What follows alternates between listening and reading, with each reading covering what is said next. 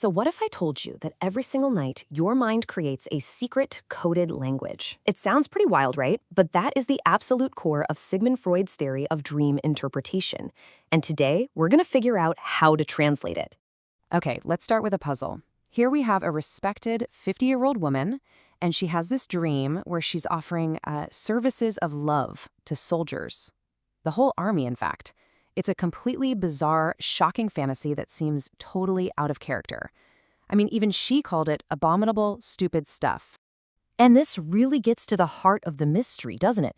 Why on earth would a respectable mind produce a fantasy like that?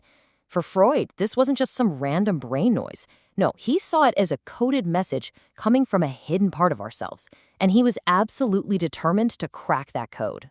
All right, the first key to cracking this code, according to Freud, is a powerful force that's hard at work while we're asleep. He called it the dream's censor. You can almost think of it like a bouncer for your mind, managing all the disturbing thoughts that are trying to bubble up from your unconscious. The censor is basically a gatekeeper. So on one side, you've got these raw, totally unacceptable thoughts coming from the unconscious. Then on the other side, you have the strange, garbled dream that you actually remember. The censor stands right in the middle, and its job is to distort that original message, twisting it just enough to make it acceptable to get through. So, how exactly does the censor work? Well, Freud pointed out three main tricks. First up is omission. It just leaves a blank space where the most shocking parts would go. Second, modification. This is where it softens a really harsh idea into something much milder, more of a vague hint. And third is displacement, and this one is super clever.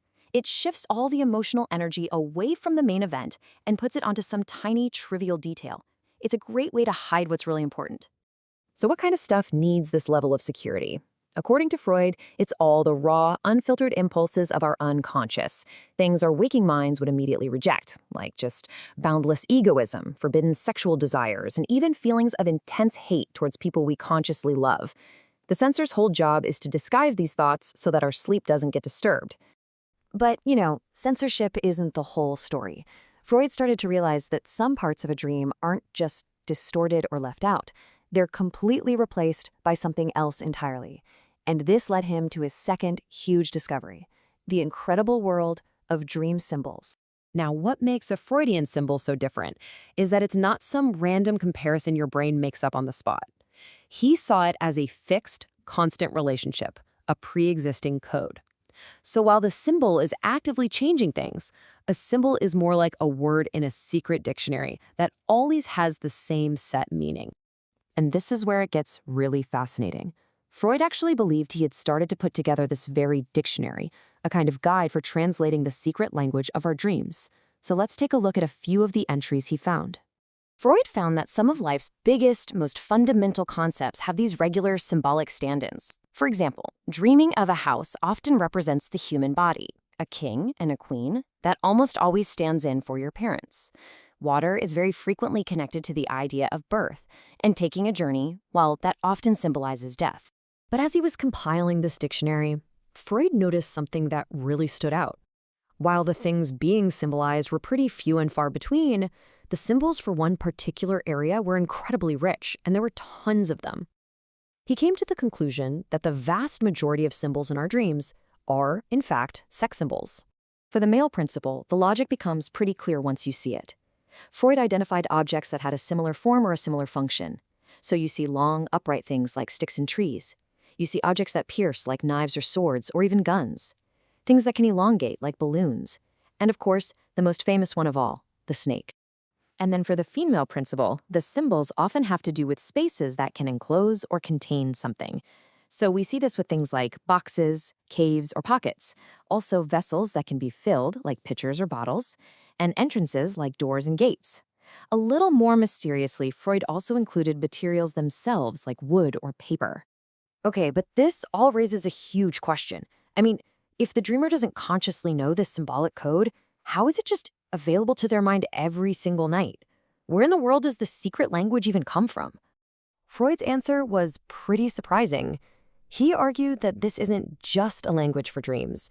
He started finding echoes of these exact same symbols absolutely everywhere, in myths and fairy tales, in dirty jokes and slang, in folklore, and even hidden in our everyday language. This suggested the code wasn't personal at all, but ancient and universal. Let's take that weird wood symbol as an example. Why would wood symbolize the feminine? Well, Freud points to the word's history. The Portuguese word for wood is madeira. That comes from the Latin word materia, which means raw material. And materia itself comes from mater, the Latin word for mother. The material is the mother. For Freud, this ancient linguistic link was proof of the symbol's deep power. And these connections aren't just ancient history, they're alive and well in our culture right now. Just think about scripture calling a woman a vessel, or some crude slang referring to her as an old casket. The symbolic logic is literally hiding in plain sight, right there in our waking world. Okay, so let's bring all of this together.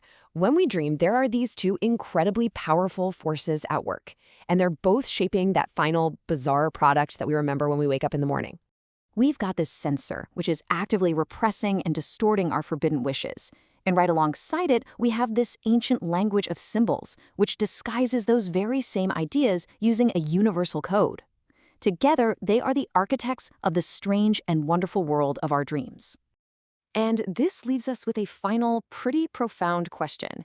If our minds are capable of creating and understanding this incredibly complex, hidden language every single night, and all without our conscious knowledge, what other landscapes, what other abilities, what other truths might still be lying there, waiting to be discovered in the vast depths of the unconscious?